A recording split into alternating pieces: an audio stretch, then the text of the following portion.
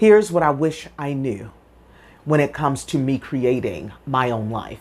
But if you are spending most of your time focused on what you do not want, I promise you, you are just creating the environment to get more and more of that thing. Life is what you make it, they say. They say that you are the creator of your own life. Most say, who? What? Huh? I wouldn't do this to myself. So what I want to talk to you about today is just that. What does it mean? And we're going to do this quickly. You ready? I am.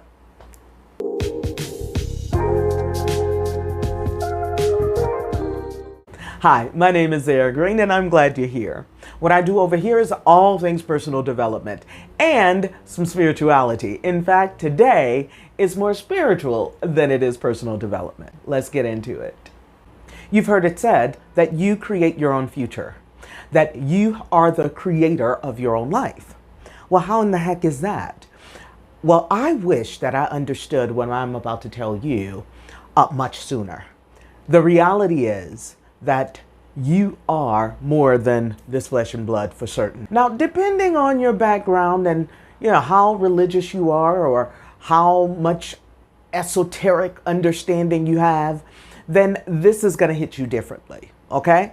This is not me necessarily trying to force any of my beliefs onto you. This is just me explaining some of my expanded understanding on spirituality, which I believe is important for everybody to continue to expand your beliefs, because as you expand your beliefs, as you start to learn more about how this world works and universal principles, then it puts you in a better position to not be puppeted by many powers that be.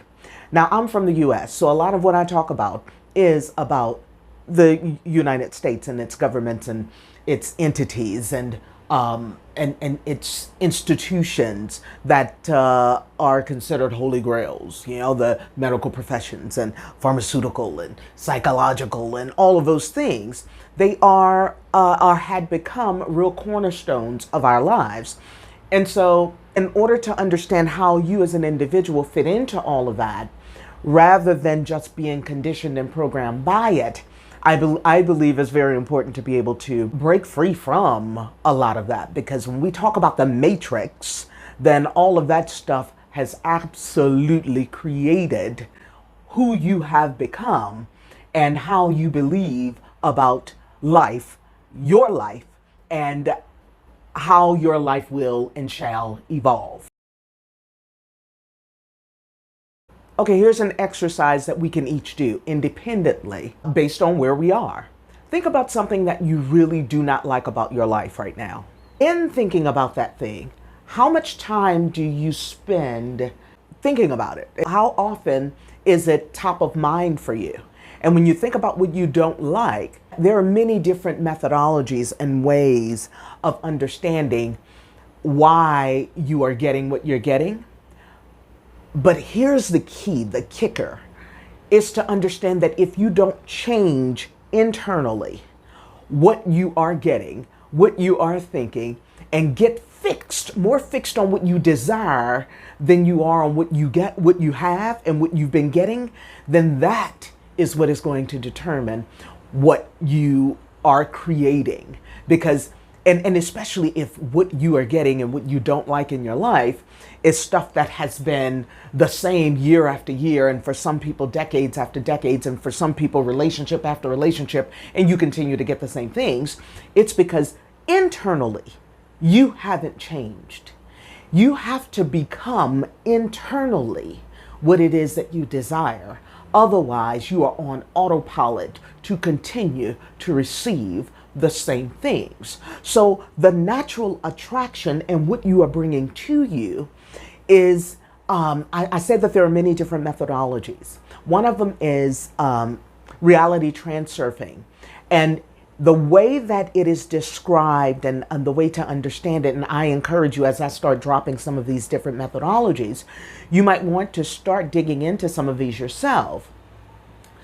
Reality transurfing speaks in slides. So it has your whole life as a slide. So if you are 40 years old, and I'm using 40, I'll use 50 because that's my group. If you're 50 years old, then it's easy to look back at life and put things in decades.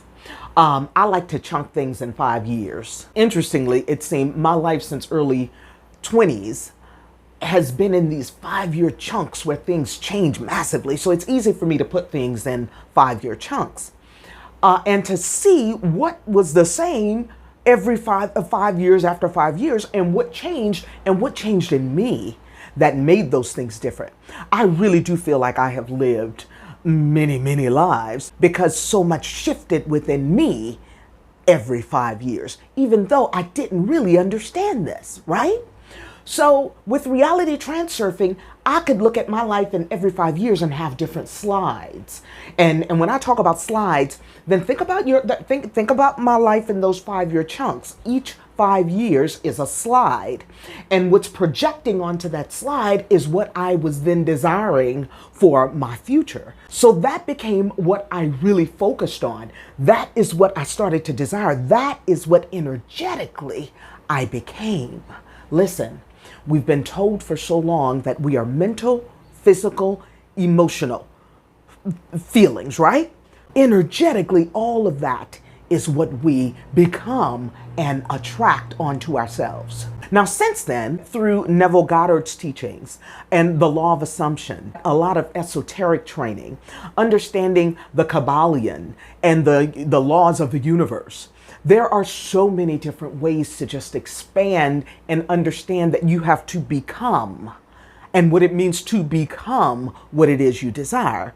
Even understanding the distinction between the law of attraction and the law of assumption.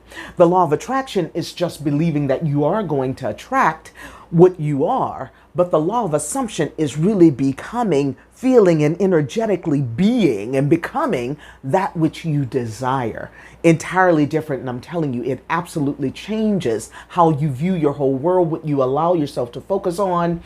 And because personal development has been my thing, what I find is because I spent so much of my life on developing resilience mentally and emotionally, and developing the emotional intelligence and all those things, listen, those things are key in being able to maintain mentally what you need to maintain while you are operating in laws of assumption and taking on a particular persona and changing your identity and becoming what you desire so that it can manifest or actualize. I prefer that word.